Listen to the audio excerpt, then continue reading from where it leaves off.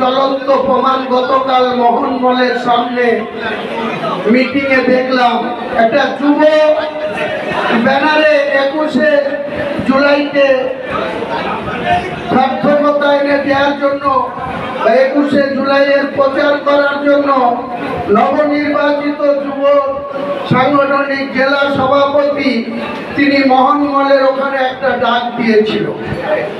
কোথাকারও মাদারের সভাপতি সেখানে যায়নি, একমাত্র ওই জেলার যুব সভাপতি এবং মাদারের সভাপতি শুধুমাত্র তাদের কলকাঠি নাড়ার জন্য এখানকার দুজন মাদারের সভাপতি সেখানে গিয়ে দাঁড়িয়ে বসে আছে। গায়ে মানে না আপনি মরুন।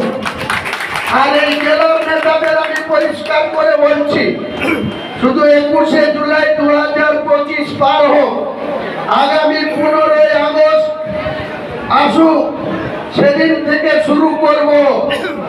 এই জেলার দুজন সভাপতিকে পরিষ্কার বলছি, ভরতপুরে কলকাঠি নাড়া বন্ধ করুন।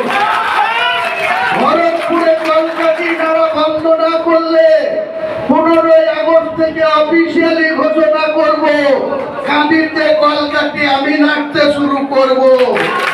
বহরমপুরে কলকাঠি নাড়তে আমি শুরু করব।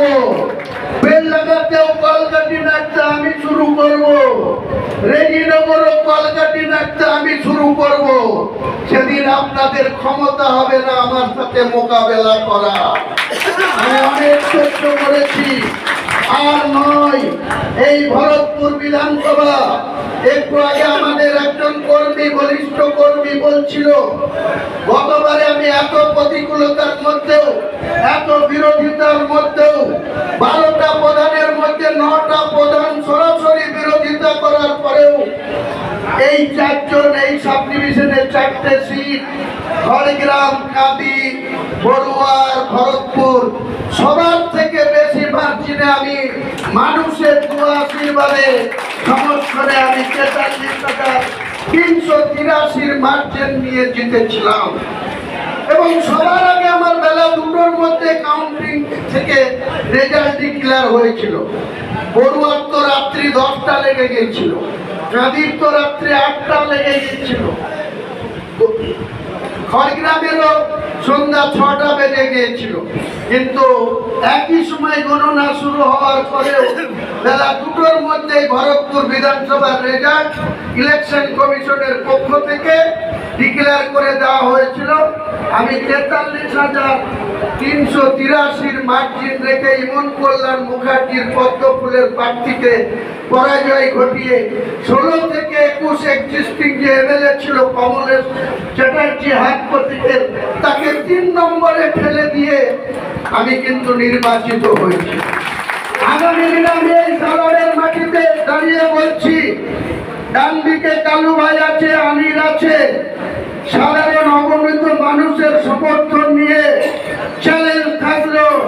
আমি মুর্শিদাবাদ জেলার তৃণমূলের প্রতীকে যতগুলো প্রার্থী কন্টেস্ট করবে সবার থেকে বেশি মার্জিন নিয়ে আবার মমতা বন্দ্যোপাধ্যায়ের হাতকে শক্তিশালী করার জন্য নির্বাচিত হয়ে কলকাতায় যাব, বিধানসভায় যাব। যত খুশি আপনারা বিরোধিতা শুরু করুন, সেই বিরোধিতার মাত্রাটা যেন বেশি না অতিক্রম করে। অতিক্রম করলে পরে তার পরিণতি কিন্তু খারাপ জায়গায় যাবে, সেটা আমি মনে প্রাণে চাই না। রাজনীতি করতে গিয়ে কাউকে খুন খারাপির মধ্যে আমি জড়াতে চাই না। আমি ন্যায়ের পক্ষ থেকে রাজনীতি করে এসেছি। 43 বছরের রাজনৈতিক জীবনে 30 বছর কংগ্রেস করেছি, বাকি জীবনটা এলোমেলো ভাবে চলেছে।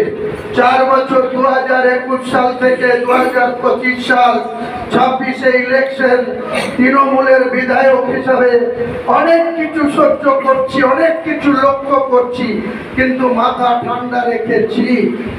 যদি মাথা ঠান্ডা না রাখি তাহলে সাঁইথিয়ার মতো ঘটনা ঘটবে, ভাঙড়ের মতো ঘটনা ঘটবে। আমি আগাম বলে দিচ্ছি, এই জেলার নেতাদের সংযত থাকুন। সংযত না থাকলে তার পরিণতি কিন্তু খুব খারাপ জায়গায় যাবে। কারণ আমাদের পিছনে লাগতে আসবেন না, আমরা কারো পিছনে লাগতে যাই না।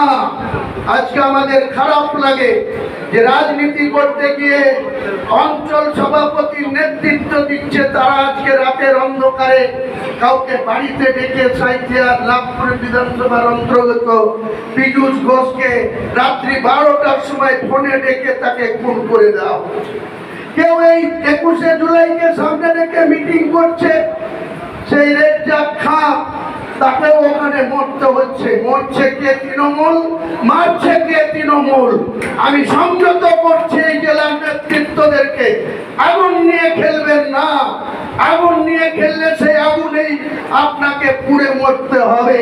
হুমায়ুন কবির যদি কোনো পাপ কাজ করে, হুমায়ুন কবিরকেও সেই পাপের শাস্তি পেতে হবে।